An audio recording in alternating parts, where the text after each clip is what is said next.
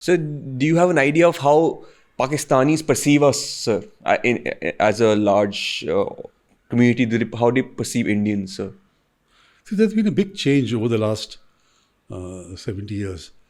Initially in the 60s, under Ayub Khan, Pakistan was doing better economically. Yes. And they would always say कि India garib hai, there's so much of poverty in India, look at us.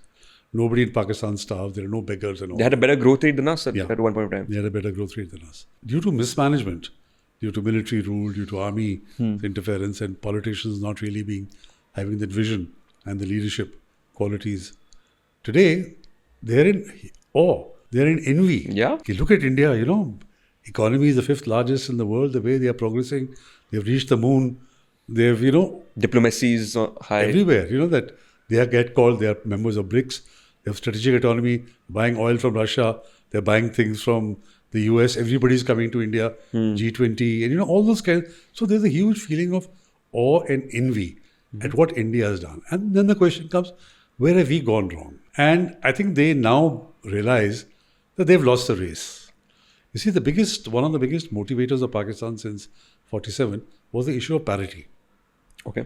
At parity with India. Philosophical reason for that was that they felt that they had ruled over India for 800 years and therefore they deserved to be equal, if not better, treated than India.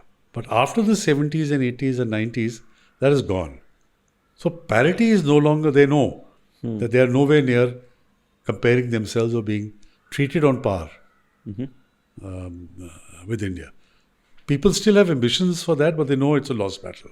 So that is how the Pakistanis have come to see India from what they saw India in the 60s. What you just watched was just the tip of the iceberg. If you're as curious as us on subjects that govern the world and our lives, you're at the right place. Do consider subscribing because the next conversation might just change how you see the world. Until then, keep reimagining yourself and know that the power of change lies within you.